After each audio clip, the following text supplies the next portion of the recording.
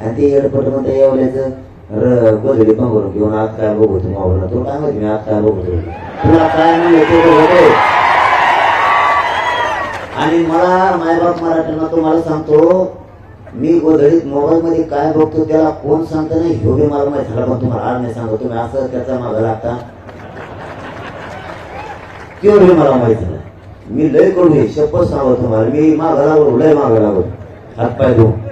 मी ते शोधूनच काढा याला कोण सांगत आमचाच हातो मराठ्याची गद्दारी नको करू आमच्या आसपास शेजारी राहतो तू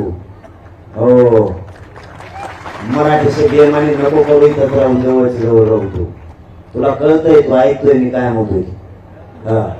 ऐकतोय म्हणजे इथं बसलेला आहे